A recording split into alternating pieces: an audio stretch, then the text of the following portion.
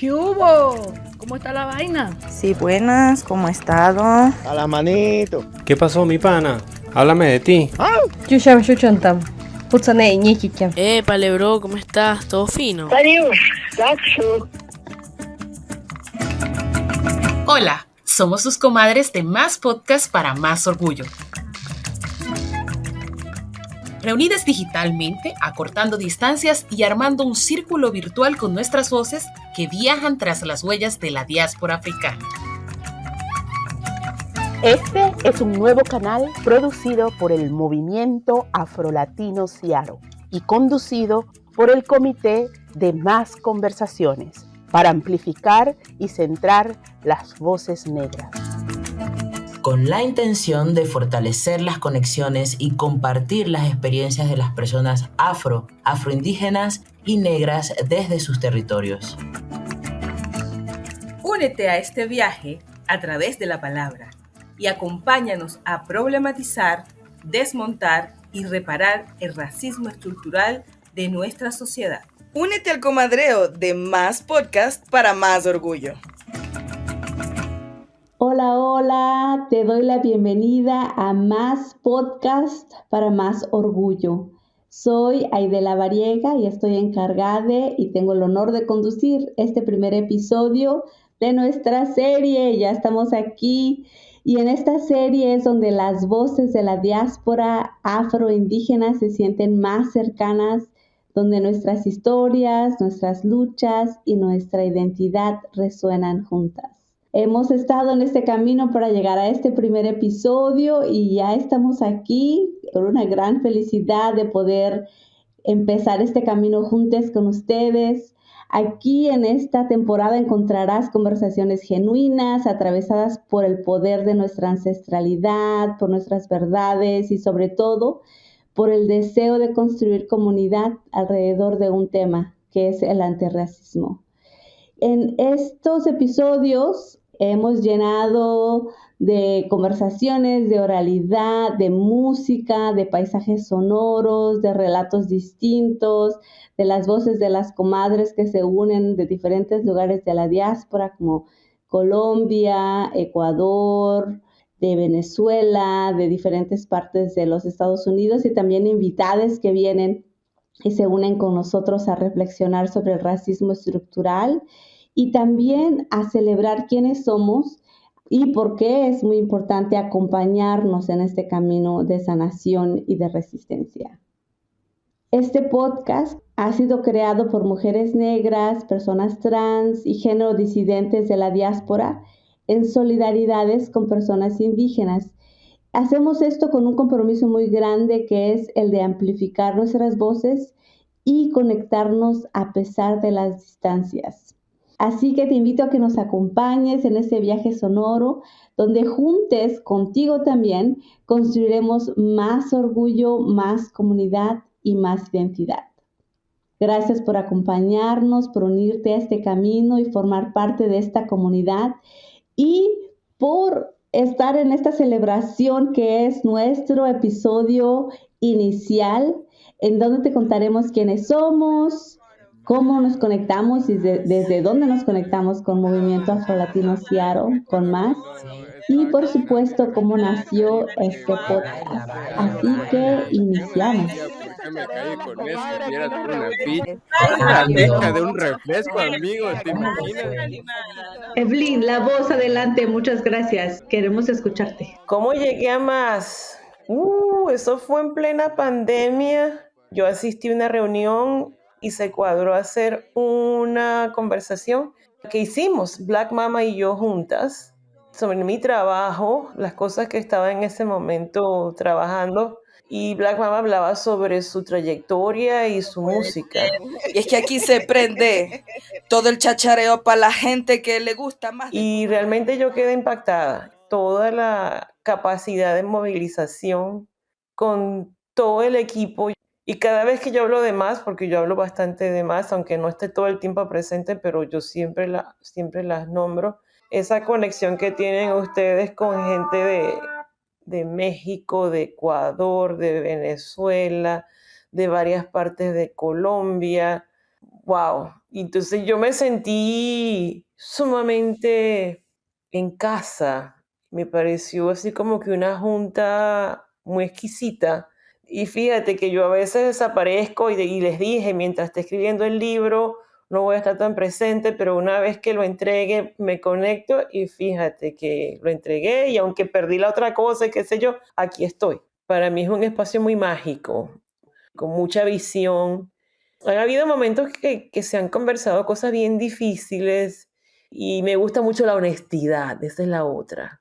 Este es un espacio donde hay libertad y respeto y hay mucha honestidad. Y eso, cada vez que me reúno, que me meto, aprendo algo y tomo nota. Así que más podcast para más orgullo, para Movimiento Afrolatino Seattle. Eso es todo. Pues ya estamos en la rueda, comadres. Ya empezamos. Gracias, Evelyn, por comenzarnos. Continuamos con esta rueda hermosa donde ya nos comenzó Evelyn. Evelyn, cuéntanos de dónde te conectas hoy. Hola, soy Evelyn. Me conecto desde Filadelfia, Pensilvania. Soy afrovenezolana, haitiana y de otras partes. Bienvenida al espacio, a la rueda que empezamos. Milvia. Hola a todos, qué emoción estar aquí.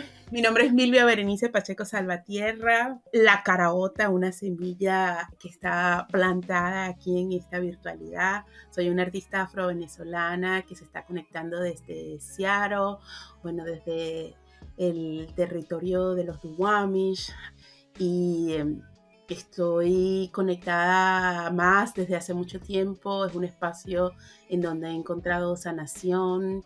Soy una persona que su misión de vida es sanar, y a partir de los espacios con más me he encontrado, he entendido mi posicionalidad en el mundo, y ahora orgullosamente me llamo Negra.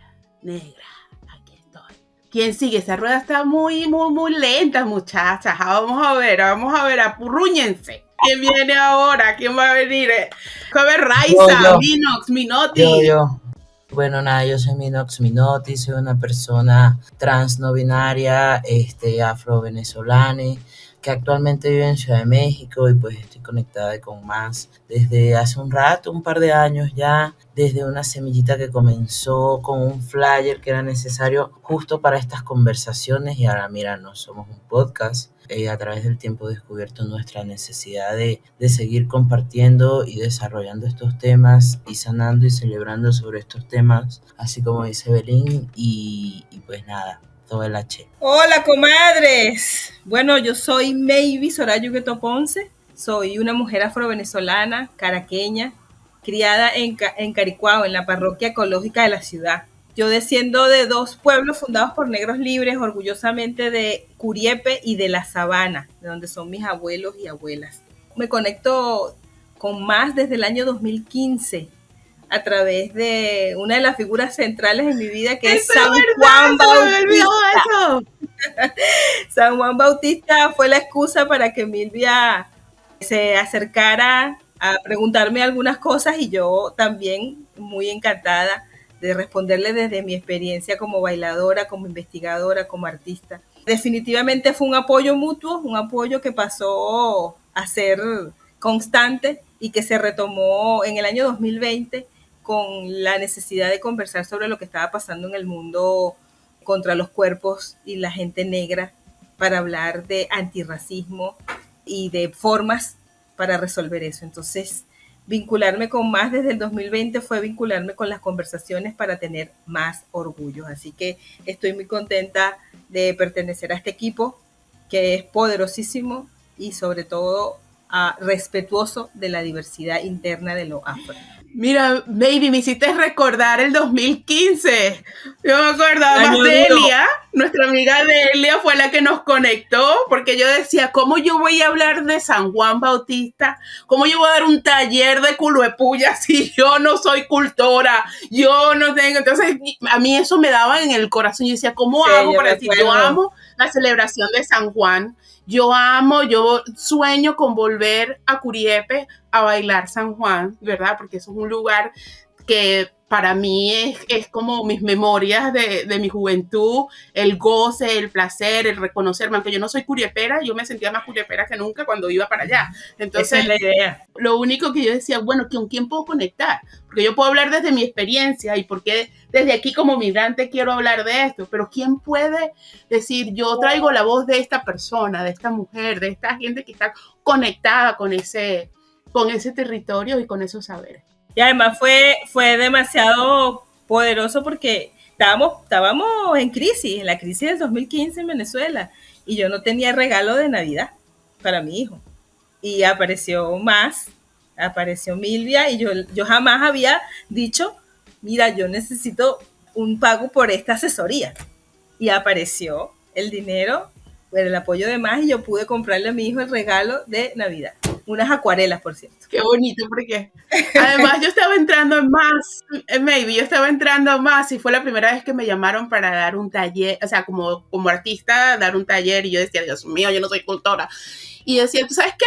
Yo voy a dividir este dinero que me está entrando y le voy a pagar a alguien en Venezuela que se conecte para que pueda ayudarme a armar y traer ese conocimiento. Me dan ganas de llorar eso. Este chamo acaba de dar un taller en Cuyagua sobre acuarela. El impacto no es nada sencillo, o sea, fue muy complejo, muy rico. O sea, ayer yo grababa con Patricia, ¿cuál es el impacto de más? Sí, es mucho. Ese hecho nada más 2015, que estábamos mal, estábamos en pleno peo, estaba empezando el peo en Venezuela, y yo decía, ¿cómo resuelvo esta vaina? Y apareció así a través de San Juan, y que este chamo ahorita pueda decir que él está compartiendo su conocimiento con niños en Cuyagua, o sea, eso es demasiado. Raiza, Aide, otras comadres que entren a la rueda, que nosotros ya monopolizamos esta rueda, maybe yo. Hola, comadres. Hola, comadre. Por acá, Raiza de la Voz Pérez, desde La Guajira, Colombia. Soy una mujer afroguajira que heredé no solamente mis raíces afro, sino también esta gran pasión y compromiso por pensarme todo desde lo colectivo, desde el territorio. Vengo de una mujer cimarrona que ha ejercido el papel de lideresa en La Guajira y que me ha inspirado con mucha fortaleza a crear y a creer en espacios dignos para nuestra gente. Llego a más por una invitación que además me envían al Facebook, y yo tenía como 1000 años que no había Facebook, yo no usaba ni Facebook. Y cuando yo veo ese mensaje, yo dije, ve, esto será verdad, porque como tú sabes que ahora hay tanta... Yo dije, ande, esto será un robot, de pronto. Ay, y entonces yo le escribo a la hembra me dice, hola, vi tu video en YouTube, en el Banco de la República en Bogotá, en el Museo del Oro. Estabas hablando de los turbantes, de la estética afro, de la trata transatlántica. Me acuerdo que esa exposición era de un barco que se llamaba la Mari Seraphique. Entonces, la Mari Seraphique estaba en el Museo del Oro y en Francia estaba una exposición del Museo del Oro. Me grabaron hablando acerca, no es un taller para colocarse el turbante, es un taller para hablar de la historia del turbante. Y yo lo que hice fue relacionar cómo esas pinturas que estaban ahí en esa exposición, habían grilletes, habían mapas, habían como ilustraciones de cómo iban ubicadas las personas negras en condición de esclavitud en esos barcos. Y habían unos cuadros de unas mujeres negras con los senos destapados y turbantes blancos y grises. Y de ahí me agarré para hablar acerca de la estética afro, porque la estética afro, principalmente los turbantes y los atuendos, son códigos de vestimenta que están comunicando lo que está sucediendo en ese momento. Entonces, uno de esos códigos era, por ejemplo, que los turbantes blancos y grises marcaban a las mujeres como esclavas, pero aquellas mujeres que tenían los pechos afuera eran nodrizas, tenían que dar el seno constantemente a los hijos los colonizadores. Entonces ahí eché yo pues todo el cuento, una cantidad, fue una historia muy bonita y una oportunidad también de compartir algo que en lo que venía disfrutando. Cuando me escribió Milvia, yo dije, nada, vamos a internacionalizarnos en este momento. Es que imagínate tú, yo veo, estábamos buscando a alguien para la conversa y yo veo a esta mujer y se mata de pelo y leo el proyecto y la escucho y digo, yo tengo que hablar con ella. Mujeres, tenemos que traer a Raiza. Y yo no sé si ella me va a contestar, porque quién sabe. Inmediatamente estabas más capacitado. Yo dije, si tengo que hablar en inglés, hablo en inglés, pero la voy a dar. Fue fantástico. Recuerdo que en esa oportunidad, además, fue un espacio en el que me sentí muy acogida. Me sentí como cerca de todas las personas que estaban allí. Recuerdo que habían mujeres de diferentes países. Había una mayora que se quería hacer un turbante alto y fue muy hermoso ese espacio. Yo dije, bueno, qué lástima que esto se acaba. Como decimos acá, piquitos y chao. Pero no, mi amor, no fue así. Aquí sigo, nena, dando lidia. Trayendo a la conversación cosas importantes que están sucediendo y que además nos atraviesan a todas. Creo que es una cosa muy bonita en este nuevo proyecto de Más Podcast para Más Orgullos. Es la posibilidad de que seamos nosotras quienes produzcamos este contenido, que nos escuchemos dentro de nuestras diversidades, pero sobre todo que contemos esas historias que, como nos decía Evelyn, nos permiten sanar.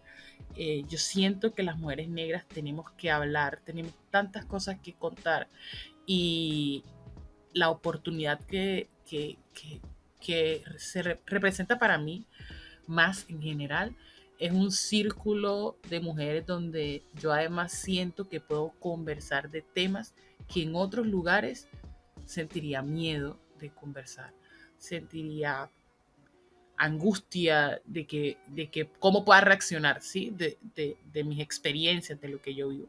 Siento que es una posibilidad de legitimizar mi experiencia como mujer negra y además de estar rodeadas de mucha luz. O sea, creo que aquí no hay presa mala, aquí todo el mundo aporta.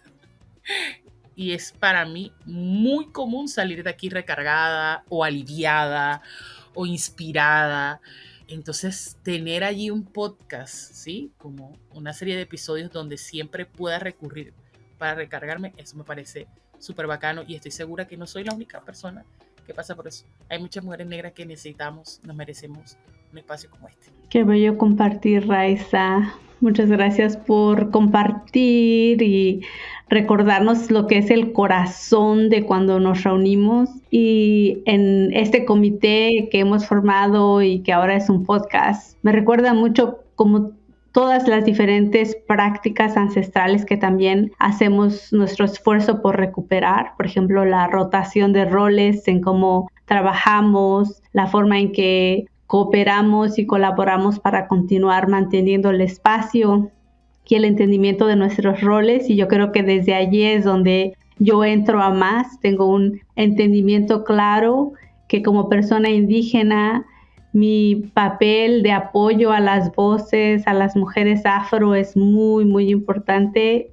y por eso vengo aquí. Yo estoy aquí como el apoyo técnico en las cosas en que se pueden crear y también con el gran honor de cuando Milvia me llama y nos dice, ok, vamos a continuar trabajando en este espacio, en esta idea, en este proyecto y entonces hacer esta colaboración que sabemos que los sistemas específicamente colonizadores, imperialistas, continúan dividiendo específicamente las comunidades afro y las comunidades indígenas. Nos ponen a pelear muchas veces, ¿verdad? Por recursos, por tierra. Entonces, lo que hacemos en ese espacio creo es algo muy importante de crear y sostener esa solidaridad de la forma en que lo hacemos y lo caminamos. Y no dije mi nombre es Aide Lavariega y soy una persona indígena de origen zapoteca, desde lo que ahora llamamos Oaxaca, en el sur de México. Me conecto como persona migrante desde las tierras Puyallup de Tacoma, Washington. Aquí estoy uniéndome, continuando con esta conversación y tejiendo, entrelazando aquí juntos. Aunque centramos las voces de las mujeres negras, también tenemos aliados y también tenemos personas que son disidentes de género en nuestro grupo. Y quiero hacer como un puente para que Mino hable esto un poquito, porque creo que es importante, porque es una de las cosas que nos sucede como colectivo y como comité también. Pensamos en cuáles son las cosas que hay que visibilizar dentro de nuestros espacios, dentro de las comunidades negras, que muchas veces nos damos cuenta que hay como un tema patriarcal que nos cuesta conversar muchas veces del tema del género, de la intersección del género, y queremos en nuestro espacio poder sanar esos espacios, también sanar eso que siento que es algo también impuesto. Y cuando hablamos de centrar las voces de mujeres negras, es un sentido, pero también queremos aliarnos y centrar las voces de las personas sexo, género disidentes también, negras e indígenas. En efecto, yo creo que más ha sido un espacio de mucha reflexión, o sea, creo que más es un espacio que constantemente está en construcción, ¿no? Y a lo largo de estos años, donde por lo menos yo he estado presente, estos temas se han venido trayendo a la mesa. Y de forma particular, pues como persona negra y al mismo tiempo que problematiza el género, siempre hay que sospechar, siempre hay que tener una sospecha activa sobre lo que aprendemos en el deber ser como hombre-mujer, el tema de la raza, el tema que todo el tiempo nos está dividiendo y segregando y de alguna forma, pues, bueno, en nuestro caso como personas negras poniéndonos en un margen inferior. Entonces yo creo que en más, siendo como su valor principal, lo he vivenciado, lo hemos vivenciado y lo estamos vivenciando, este intento de sanar y de celebrarnos y de reconocernos en la diferencia también, y en la diversidad de todas las personas que nos congregamos, tanto a conversar como a construir de forma presencial y virtual, que es tan importante. Porque creo que si no es por un lado es por el otro, si no es porque eres negro, si no porque eres disidente, si no porque lo otro, siempre hay un algo por el cual, si no se cumple, digamos, con el parámetro heteronormativo, blanco heteronormativo, nos quedamos, digamos, entre comillas, por fuera. Ya que sabemos que hay un mestizaje impuesto por un sistema, ¿por qué es importante crear espacios como estos para tener conversaciones y entender las problemáticas de los distintos territorios? Yo recuerdo en ese segundo momento con el que me vinculé con más, que fue el asesinato de George Floyd, que Milvia me invita a participar en esa discusión. Y recuerdo que la gran pregunta de Milvia era cuál era el lugar de la comunidad afro proveniente del sur de América en los Estados Unidos ante una situación de violencia y discriminación y de aniquilamiento como el que se estaba viviendo. La pregunta era cuál era el lugar de lucha para reclamar una situación que también podía afectar a los afro-latinos en el sentido general como se hablaba en Estados Unidos. Que para mí era toda una novedad preguntarme sobre lo afro-latino, sobre la migración, que ya en Venezuela también estaba sucediendo, cómo la alteridad, ese otro, terminaba construyendo unas identidades que en Venezuela mucha gente no se iba con esa identidad de ser negro, sino que se la encontraba cuando el otro lo discriminaba. Entonces, para mí esa invitación para discutir cómo el mestizaje nos había constituido y cómo se revelaba de otra manera en la migración fue un reto, fue un espacio de aprendizaje, fue también comprender cómo estas relaciones eran tan cambiantes y tan mutantes en otros territorios, y además poder entender que en muchas otras partes del continente estaban sucediendo experiencias parecidas, no solo porque las leía, sino porque las podía compartir con otras compañeras, otros compañeros dentro de la conversación. Entonces, para mí, el espacio de más, el poder interconectar los territorios para conseguir similitudes en las problemáticas, pero además encontrar formas de resolverlas, es una de las fortalezas más grandes que tiene esta juntadera, porque en la medida en que se va generando la discusión, se van produciendo soluciones que no están en ningún manual, que no están, sino que obedecen a circunstancias muy concretas que son las que nos reúnen y nos hacen que estemos aquí. Entonces, sí, centrar las voces de personas negras creo que es una necesidad, pero más que las voces, las experiencias que son tan heterogéneas para poder permitir construirnos soluciones también heterogéneas y que abarquen muchas situaciones y que podamos compartirlas, es muy valioso. Bueno, yo vivo en Estados Unidos, yo salí de Venezuela en el 90, pasé un año en Nueva York y luego pasé 2 años en Camerún, en África, y regreso y me mudo a Filadelfia. En Camerún encontré muchísimas raíces de muchísimas cosas que son la base de la venezolanidad, pero que jamás habían sido reconocidas como africanas. O sea, en Venezuela tú le dices a alguien que la venezolanidad tiene elementos africanos, te dice, estás loca. En Estados Unidos, cuando regreso, tuve la dicha de conocer personas que estuvieron muy activas en los 60. Son personas que ahora tienen ya casi 80 años o algunos tienen más de 80 años. Y aprendí mucho con ellos sobre los movimientos de acá. Pero para mí comenzó a ser una delicia cuando empecé a conocer afro-latinoamericanos con quien yo pudiese compartir y hablar y desempacar toda esa basura que a uno le están metiendo desde que está en la escuela, en los medios de comunicación, la televisión, los libros de historia que no dicen nada. Y desde entonces para mí ha sido una trayectoria muy enriquecedora conocer a otros afro-latinoamericanos y afro-venezolanos en particular. Yo tuve la oportunidad de conocer a Jesús Chucho García en el 96, Chele Pierna.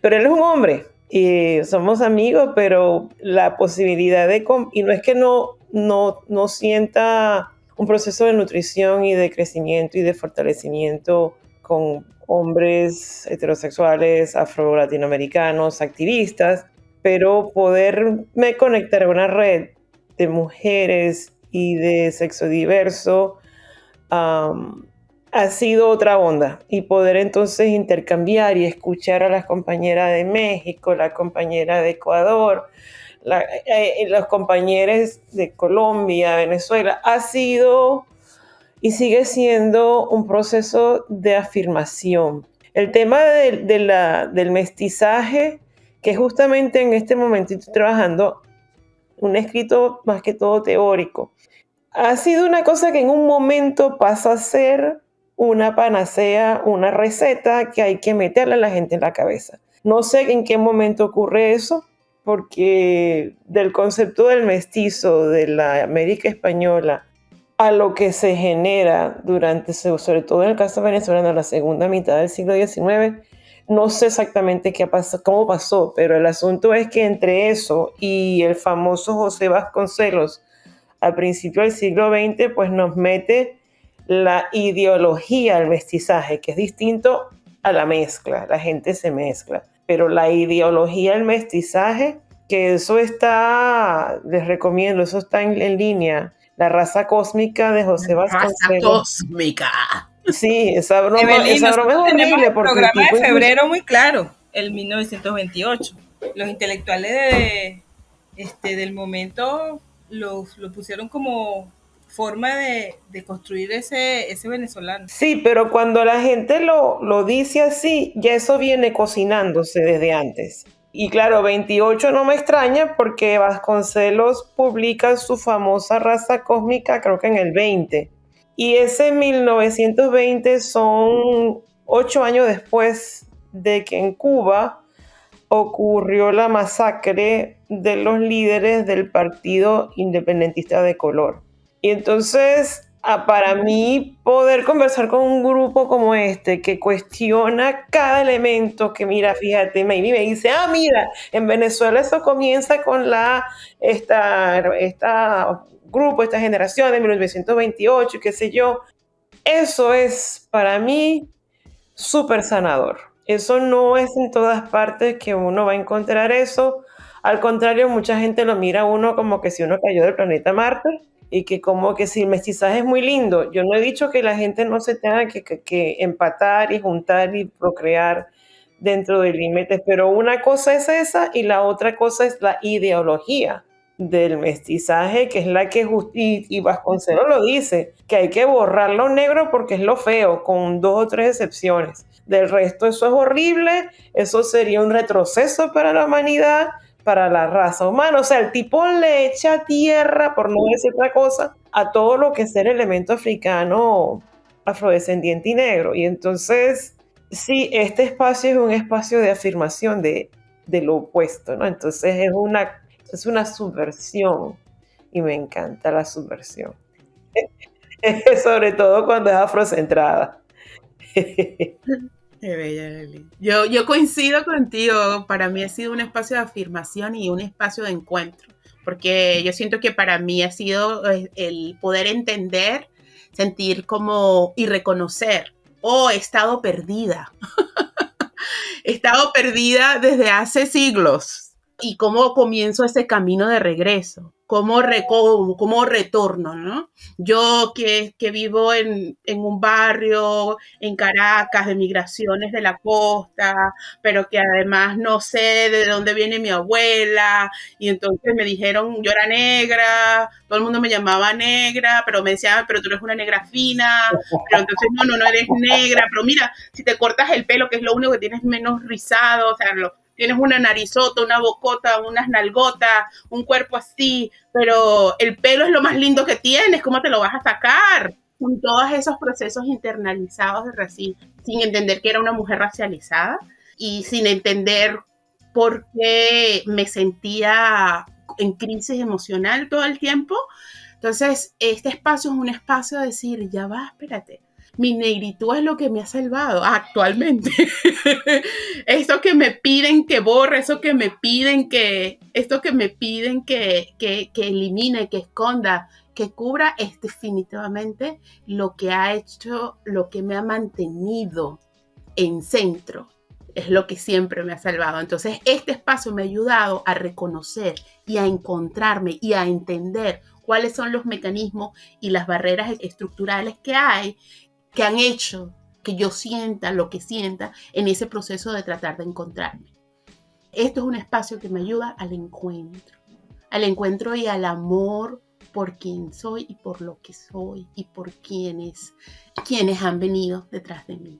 Gracias, Milvia. Maybe hay algo más que quisieras añadir después de escuchar a Evelyn y a Milvia. ¿Por qué estamos aquí y llegamos ahora que estamos en este círculo? ¿Por qué son estas conversaciones tan importantes? Evelyn está tratando de colocar un punto de partida de la construcción de la ideología del mestizaje. Yo también estoy tratando de hacer ese seguimiento en algún punto. Quizás no tengo el origen, pero hay un momento importantísimo en Venezuela que coincide con lo que ella describió a nivel regional en Cuba, con Vasconcelos en México, y es el positivismo acá en Venezuela y la construcción de la modernidad o el avance de la modernidad, de la modernización del país, mejor dicho, con la generación del 28. Y los intelectuales del momento, Alberto Adriani, Arturo Larpietri, tenían en sus manos la formulación de esa modernización del país. Y Arturo Larpietri lo dice muy claro, que el país necesitaba salubridad. Alberto Adriani lo dice muy claro, que necesitaba salubridad, estructura y demografía. Y lo que correspondía a la conformación de esa población lo definió Arturo Larpietri, pensando en que la conformación del venezolano en sí mismo ya venía con problemas, porque había llegado el español más flojo, el negro que no tenía que ofrecer y el indígena más flojo que cualquier otra cosa. Entonces ya esa base había que resolverla y mejorarla. Y la única manera de resolver eso era con migración planificada europea. Y se hace un plan de migración que no solamente se hace aquí en Venezuela, es un proyecto regional para que europeos, españoles, italianos lleguen a Venezuela con posibilidades de vivienda, posibilidades de trabajo y mejoren la raza. Entonces, con ese discurso, por supuesto, cualquier intento por visibilizar lo que era afro o indígena era un retroceso, era no entrar en la modernidad, era llevar al país a la miseria, y por supuesto eso entra en el amor propio. Espacios como el de Más son necesarios para poder desmontar esos relatos que están inoculados en la conciencia, en el cerebro, en el cuerpo, en la piel de no solo de Venezuela, sino de toda América Latina, porque fue un proyecto regional para controlar a la mayoría de la población en vías de blanqueamiento. Entonces, Más, cónchale, es una de tantas alternativas construidas por los propios afro y las propias mujeres afro para que nuestra voz, nuestro ser, nuestras espiritualidades tengan un lugar y constantemente se estén renovando y reconfortando de manera colectiva. Gracias, maestras. Evelyn, yo igual aquí llego siempre con mi cuadernito porque hay mucho que aprender siempre. Gracias. Quiero decir una cosita. Sí, claro. Gracias, Maybe, por mencionar que además que esto fue regional. Estos programas de migración europea, sobre todo nórdica, fueron implementados en Brasil, en Argentina, en Costa Rica. Es más, en muchos de estos países, y comenzando por Venezuela, al europeo no se le exigía ningún nivel de educación formal. Cualquier persona del Caribe negro que quisiera emigrar a Venezuela tenía que tener grado universitario. Y esto fue en toda Iberoamérica. Gracias. Gracias a ti, Evelyn. Gracias a ti. A Maybe. Sí, a Maybe. Yo creo que a todas y todes también haciendo la construcción del conocimiento. Pienso que eso es una de las cosas que va dentro de la educación popular que pasa mucho en este espacio y que también está completamente conectada con las personas que nos están escuchando, porque así es como vamos tejiendo y construyendo conocimiento también. Delia, por favor, únete a la rueda también. Qué felicidad que estás aquí. Gracias, qué bueno que llegué así sea tarde. Ay, qué semanas tan horribles. Por eso necesitas más. Yo siempre necesito más. ¿Desde dónde estoy ahorita? Bueno, estoy desde la ciudad llamada Seattle, en el Pacific Northwest, así como está la mayoría de nosotros. Bueno, no la mayoría, bueno, está Milvia y Aide, más o menos la misma localidad. ¿Cómo me conecto con Más? Bueno, Más, no sé, Más ha estado desde hace un buen rato en mi vida. Y cuando yo llegué aquí a los Estados Unidos, por supuesto que hubo un momento en que, verga, eso lo cambia a uno. Es un choque. Es un choque de ¿quién carajo soy yo? Es que le toca a uno. No sé si es por la edad, yo creo que bueno, llegar a los 20 cuando estás empezando la vida, en cierta manera, ¿no? Entonces hay una parte ahí también que yo siempre he dicho que es un poco como de tu propio crecimiento personal y luego todo lo demás, todo el sistema que te ve como el otro, ¿no? Si eres latino, si tienes acento, si eres... Yo no tengo la piel negra que tuviera que sufrir las consecuencias de ese problema estructural que conocemos aquí muy bien, que ustedes nos enseñan todo el tiempo, pero evidentemente que había un choque, ¿no? Y una soledad, en cierta manera, también en algún momento, como quién eres tú y con quién te conectas, y esa cosa de que te decían en la institución donde yo vine a estudiar, una institución bien blanca, y no habían latinos, no habían personas negras en los pasillos. Ahora ha habido todo un proceso de cambio y sí hay personas negras en los pasillos y la cosa está cambiando, ¿no? Y hay también personas latinas y de otras partes y no son simplemente ya una cuota, ¿no? Sino que se está haciendo un trabajo aquí. Pero en aquel momento era como estar perdidísimo y había gente en la comunidad haciendo un trabajo bien interesante, bien importante, incluyendo la gente de Más, con Mónica Rojas. Y esos espacios siempre me llamaron la atención por supuesto, porque era como conectarme con quien yo era culturalmente. Y esto de entender y centrar la negritud, eso no estaba en mí, o sea, yo no había aprendido eso. Esto es algo nuevo y de una gran importancia, y esto lo hemos aprendido en más, y más con el trabajo desde que llegó, en cierta manera, desde que llegó Milvia a ser parte de ser directora ejecutiva de MAS, y todo eso es cuando más se ha enfatizado eso de centrar la negritud. Siempre fue una cosa, por supuesto, importante para MAS, ¿no? Y desde la fundación, que MAS se estaba creando para resaltar, ¿no?, las contribuciones de las personas afrodescendientes de Latinoamérica, etcétera. Eso siempre estuvo allí, ¿no? Pero realmente centrar la negritud y entender y reflexionar acerca de eso y cómo uno, bueno, ha sido blanqueado. Yo siempre hablo de mi experiencia en Venezuela como persona que, bueno, que no era negra y que tenía una herencia italiana. Eso era lo que yo escuché desde chiquita, era, ¡ay, qué orgullo! Eso era un orgullo, tener ese apellido Santini y todo eso. O sea, pero estaba así como...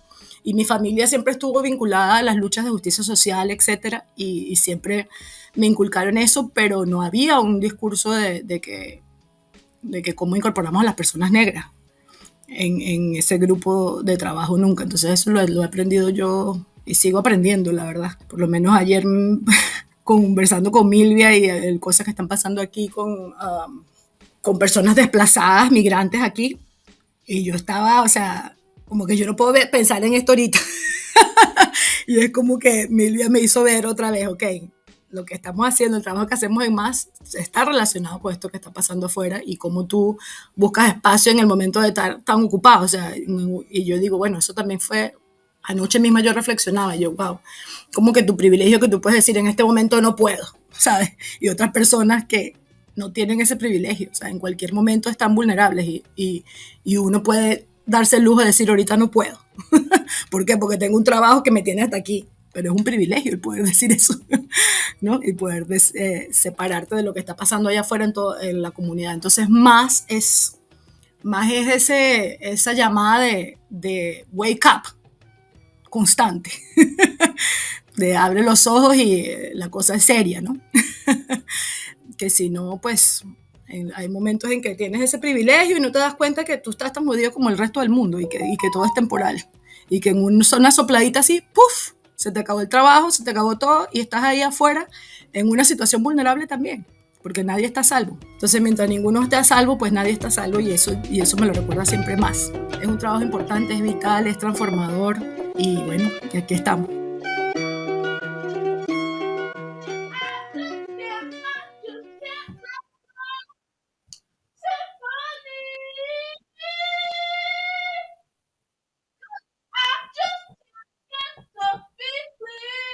¿Quién está cantando? Es aquí. No, está bien. Pensé que escuchaba la voz de aquí. Estaba pensando justamente en cuando yo me unía más, Kim tenía como 4 o 5 añitos. Y una de mis memorias de más es un evento grande, y aquí entrando a la tarima, entrando a enfrente de una gran audiencia y bailando de una manera tan espectacular. Entonces allí recuerdo, esa es una de mis memorias de más, de conexión de más. Creo que ya tiene como unos 8 o 10 años por allá. Para que toda la gente sepa lo que tengo, vamos a cantar, vamos a decir, vamos a contar lo que viene en la historia negra aquí, para que sepan que toda esta gente viene con sancocho para ti. Para poder entender cómo nace el podcast de Más, tenemos que entender cómo surgió la idea del programa Más Conversaciones para Más Orgullo. Delia, Aide y Milvia pueden ilustrarnos muy bien esa historia. Black Lives Matter. Black Lives Matter. No peace. Police. No peace. Police. Black Lives Matter. Black Lives Pues puedo recordar un poquito. En el audio que escuchamos podemos escuchar la marcha de Black Lives Matter.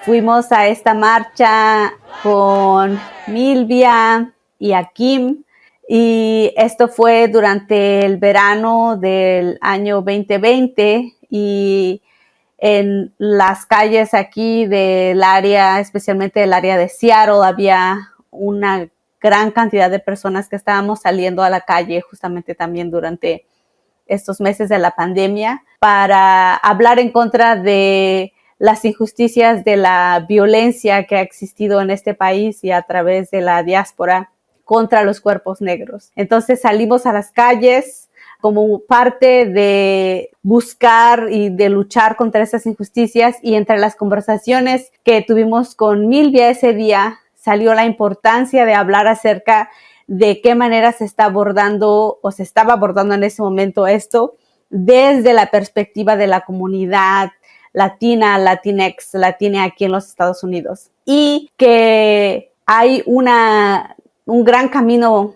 que caminar para hablar acerca de eso, pero específicamente cómo es que cuando hablamos de centrar las voces negras podemos crear espacios que existan para eso, y quienes venimos, por ejemplo, en mi caso como persona indígena, con solidaridad para apoyar la creación de esos espacios. Esa fue una de las tardes que recuerdo que empezamos a platicar y buscar. Iba yo manejando, me regresé, pasé por Milvia y Akim, nos fuimos a marchar, y ese momento es uno de los momentos que crea el espacio de acción de cómo es que nos íbamos a continuar moviendo desde nuestros espacios, y también aquí específicamente teniendo una conversación en el área de Seattle, y después yendo a otros espacios. Pero me gustaría invitar las voces de las otras comadres también para continuar, qué continúa o qué pasa después de esos momentos cuando empezamos como con esas semillitas de conversación hasta llegar a este podcast realmente. Entonces invito a las otras comadres a venir a contar también. Ay, bueno, yo sé que yo estaba en mi cama muy deprimida.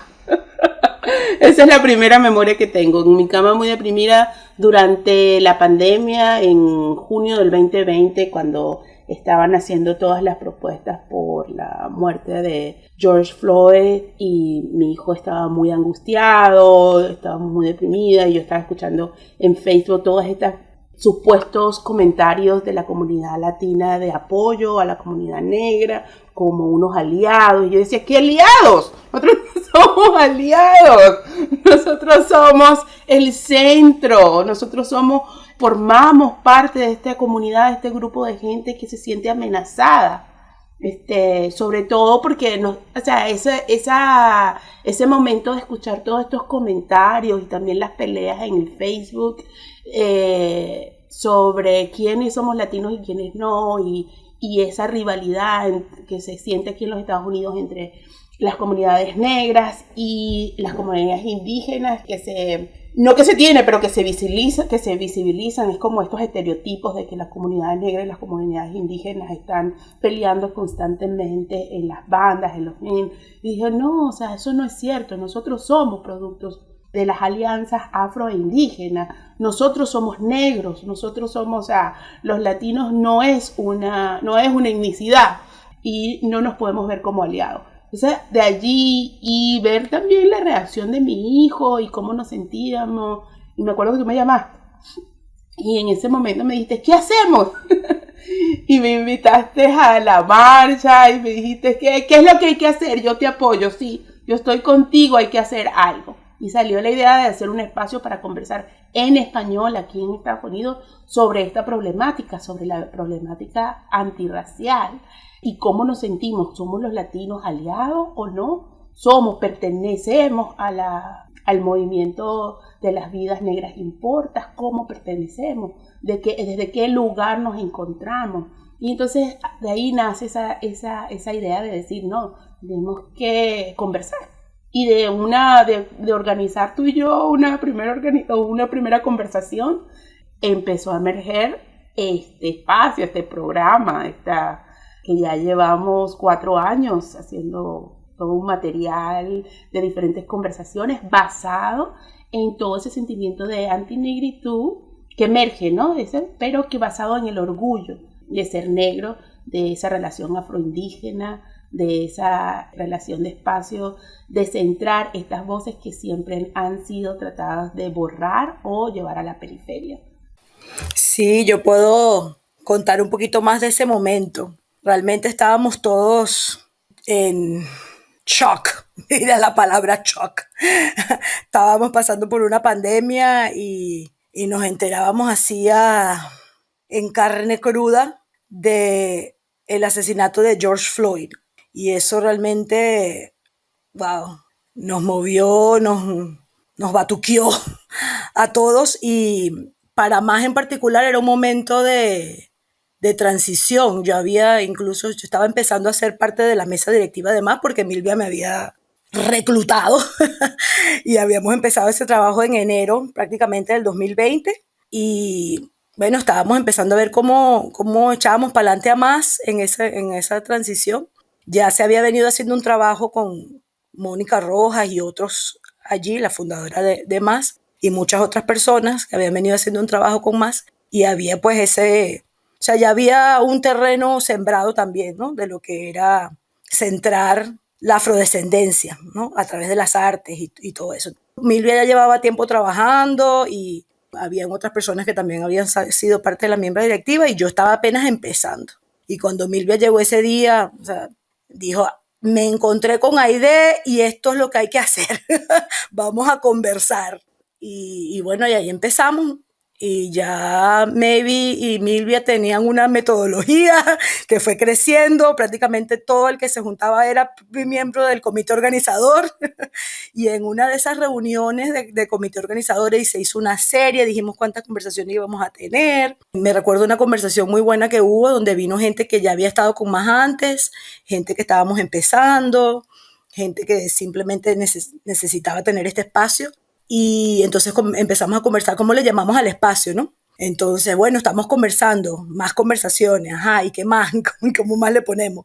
Y recordaron algunos que habían estado en el grupo de más antes, que hubo un evento una vez en una escuela, que incluso había una franela bien bonita, roja, que decía, más orgullo, soy afrodescendiente, y era para jóvenes.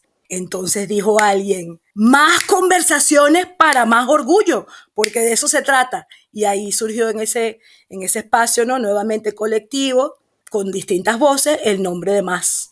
Y con esa idea de que me parece a mí muy linda, ¿no? De que vamos sembrando, ¿no? Y que el terreno sigue allí, a veces está lentico, pero las semillas están ahí, se está abonando y bueno, y esa fue esa semilla que empezó a crecer ahí, que ya venía un poco abonada, ¿no? Y que bueno, que fue una cosa tan terrible como el asesinato de George Floyd que nos trajo, ¿no? Que nos trajo a todos. Y aquí estamos y seguimos para adelante. Y gracias por traernos esas memorias sobre cómo surgió el comité de Más Conversaciones para Más Orgullo. Una linda experiencia que ha crecido en el tiempo como esa semilla que comentamos al principio y que ahora tiene grandes aliados para seguir posicionando las voces negras en el centro de la discusión, problematizarlas y resolver parte del racismo estructural.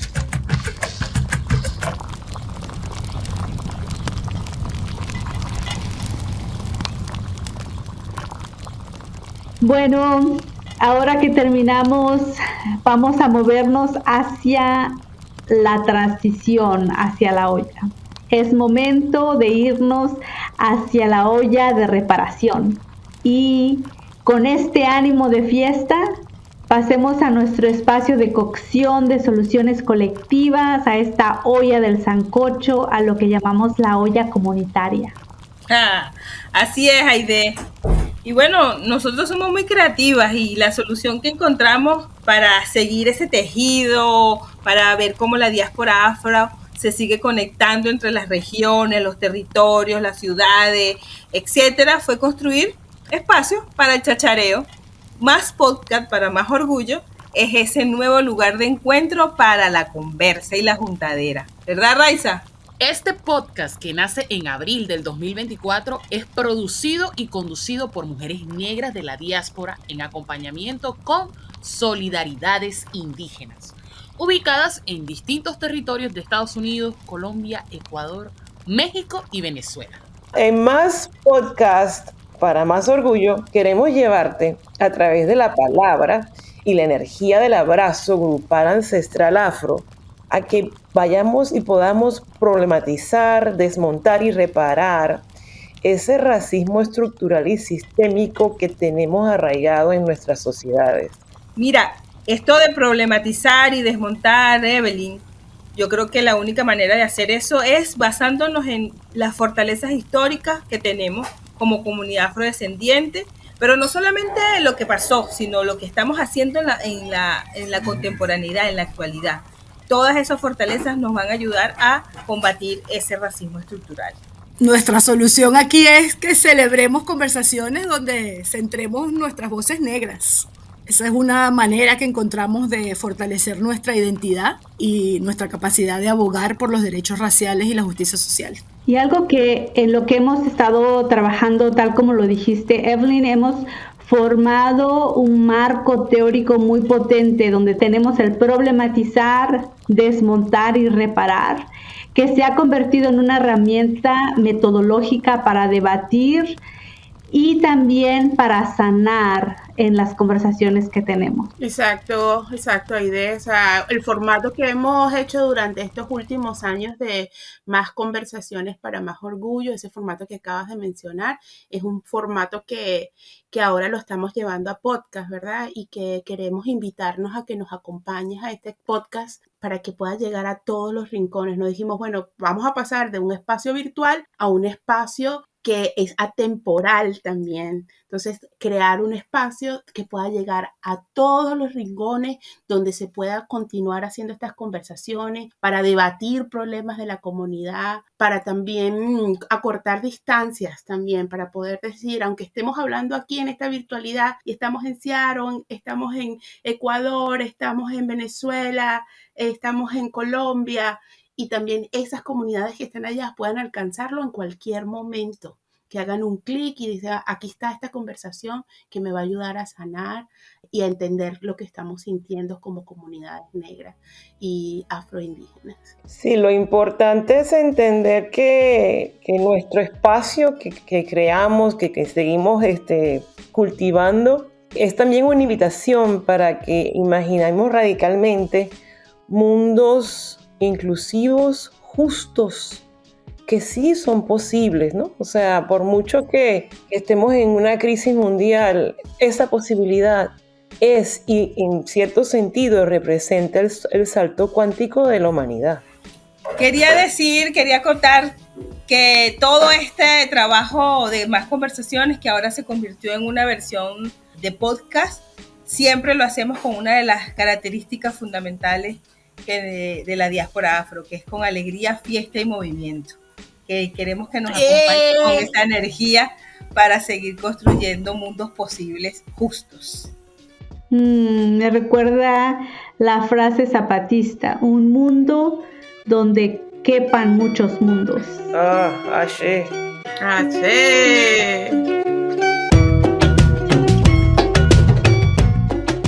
Bueno, este fue el primer episodio de la serie número 1 de este podcast.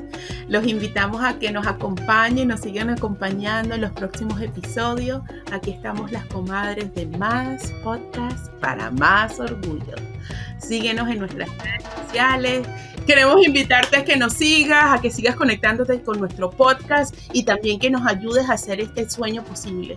Tenemos que pensar en cómo creamos vías de acceso para que estos sueños que hacemos, esta manera radical de pensar, de mirarnos, de hacernos, también se refleje en el sostenimiento de esta comunidad, en el sostenimiento de estos espacios. Y necesitamos tu apoyo para el sostenimiento de estos espacios y para volver realidad ese sueño radical. Apóyanos con una donación, ve a nuestra página web movimientoafrolatinosiaro.org y apóyanos a seguir haciendo más podcasts para Más Orgullo.